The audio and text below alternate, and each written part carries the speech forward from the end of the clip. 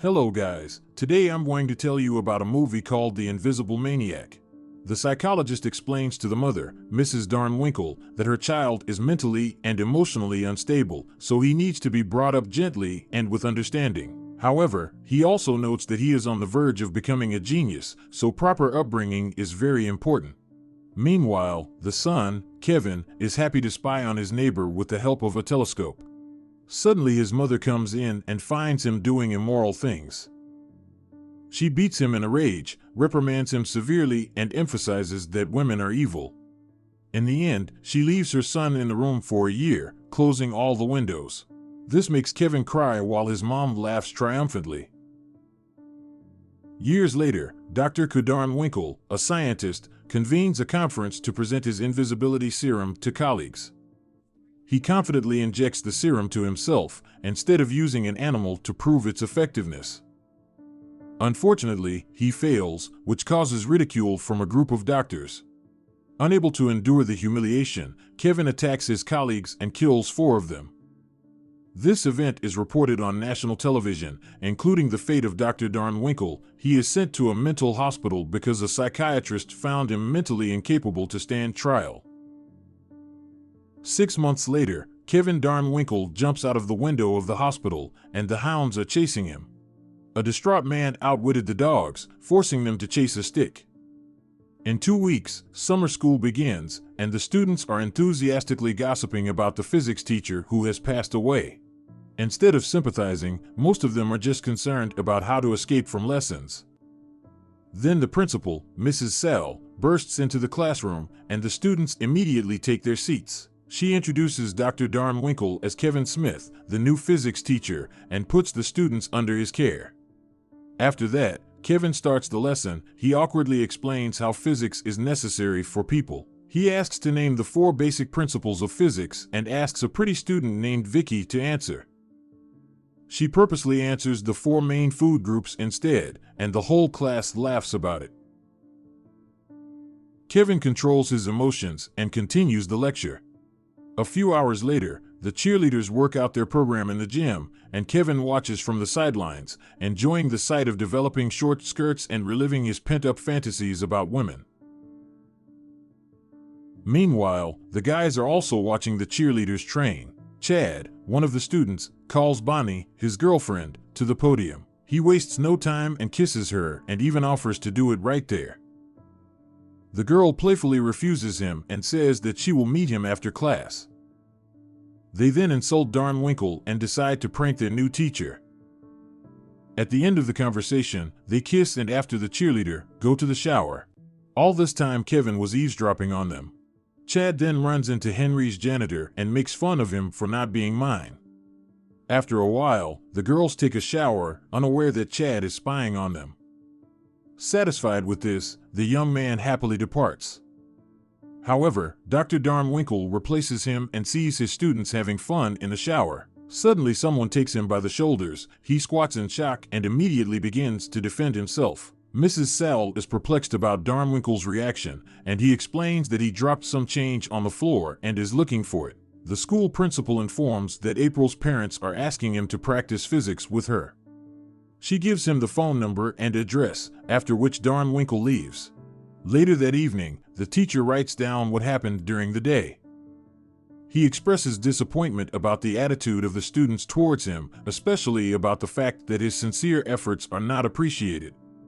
However, he tries to look at the bright side of what he was allowed to teach and resumes his experiment. The next day, he goes to school and returns home to continue working on the invisibility serum. Soon he finds the missing component of his formula HHS3.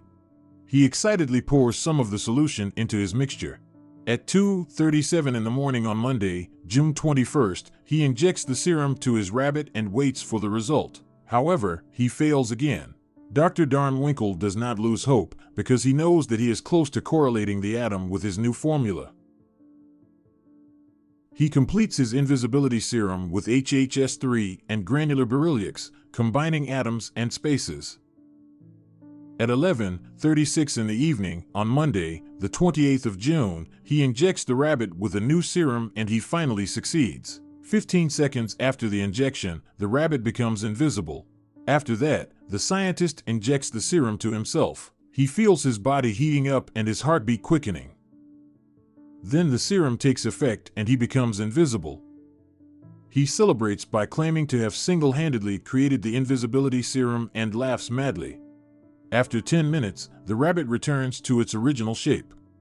Seeing this, the doctor falls asleep and dreams of his students taking a shower and inviting him to join them. Suddenly he wakes up and realizes that it is already morning.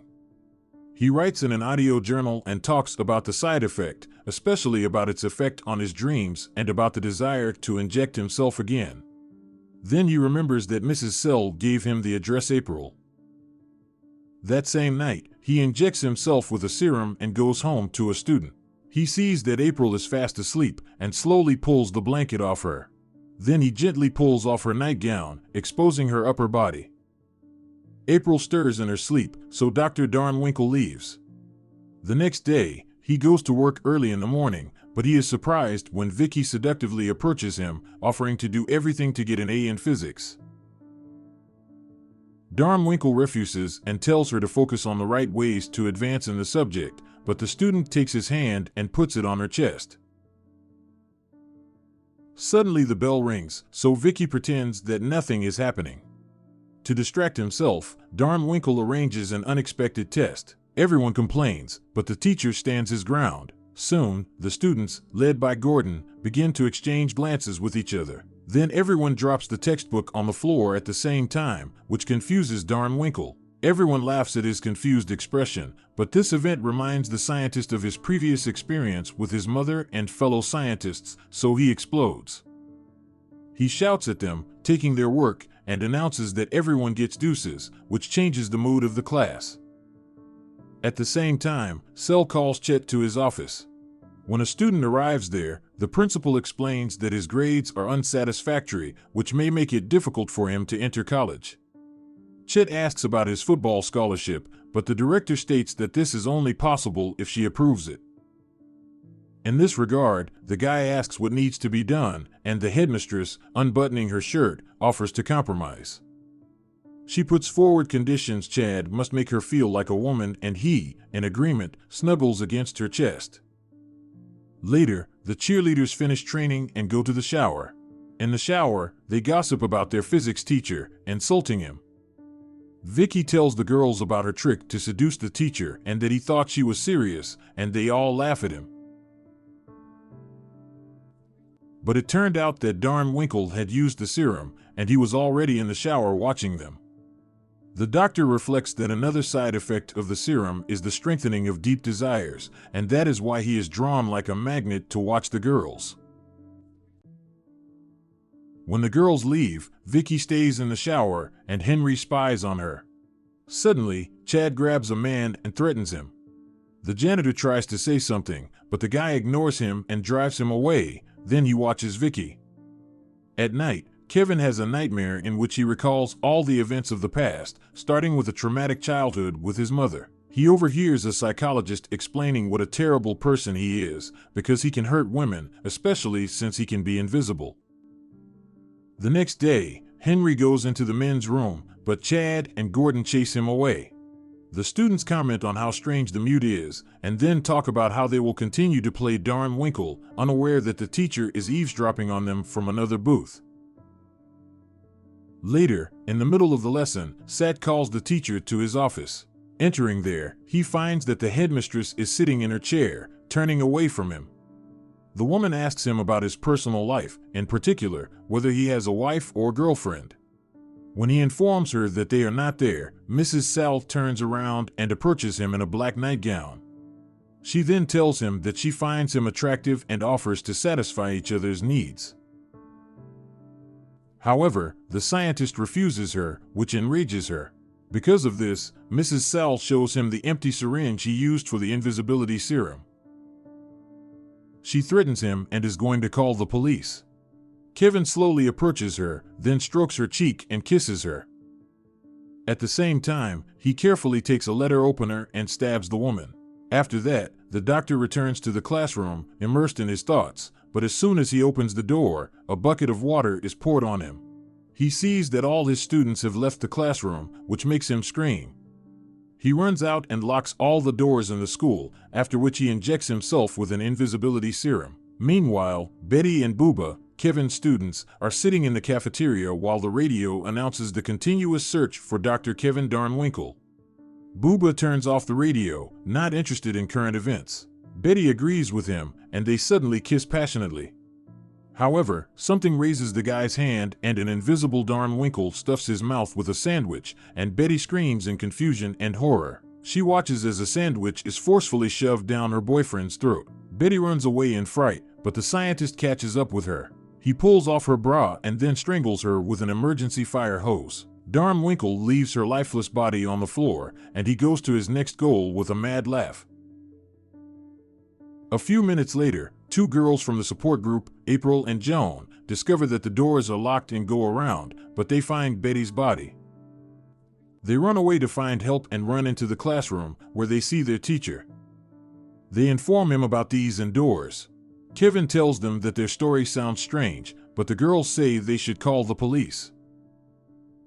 Darnwinkle shouts at them, but tries to calm himself down, explaining that he is just worried about the safety of the students, so he is the one who will go to call the police. As soon as he does, the cheerleaders try to calm down, trusting their teacher. They do not notice when the door opens again, as they are busy with their thoughts. Darnwinkle, who has become invisible again, mischievously addresses them. The girls hear his voice, but since they can't see anything, they get nervous and are about to leave the classroom, but find that the door is locked. Then an invisible scientist throws a globe at them. He pushes April away and rips Joan's blouse. Then he drags the student to the aquarium and drowns her there. Right after that, Darnwinkle calls April and mocks her. Then he strangles her and laughs contentedly. On the other hand, Gordon and Vicky are finishing a game at the gym. The guy notices that there are few people around, but the girl ignores his concern, telling him that she is going to the shower. Vicky turns on the radio and undresses while Gordon waits outside. Going into the shower, she hears a knock and shouts to her boyfriend, thinking it's him. The doctor throws the radio on the flooded floor. Vicky screams while being electrocuted. After a while, Gordon gets tired of waiting and goes after his girlfriend. He reaches the women's locker rooms, but no one answers, although the lights are on. The guy opens Vicky's locker and finds her there lifeless. He screams in fright, but an invisible Darnwinkle suddenly hits him, and he runs away. Unfortunately, he can't leave the school because all the doors are locked, and wherever he goes, the scientist chases him and beats him. Gordon tries to fight back, but he does not see where the enemy is, so he can only run. He reaches the roof and strikes Darnwinkle several times, but he is still overpowered. Beaten half to death, the guy shouts that he gives up, but the mad scientist beats him until he steps on the edge of the roof. After receiving the last blow, Gordon falls into the car below, from which he immediately dies, and Darnwinkle laughs contentedly. Meanwhile, Chad and Bonnie enter the principal's office, unaware that her body is lying at the table. They make love. After that, Bonnie asks her boyfriend about marriage. However, Chad brushes her off, saying that they don't need to rush, since he doesn't want to end up like his parents, who divorced after marriage in high school. The Bath finds it reasonable and they leave the office. Soon after, Henry goes in there to do the cleaning. Finally, he sees the body of Mrs. Sell. The janitor runs out into the corridor and tries to warn people, but, being mute, only wheezing can be heard from his panicked screams. At the same time, the bathhouse goes to the shower to freshen up, and Chad is waiting outside. She takes a towel, but feels strange. So she opens Vicky's locker and discovers her friend's lifeless body there. She screams in fright, calls Chet, and he comes to the conclusion that Henry did it.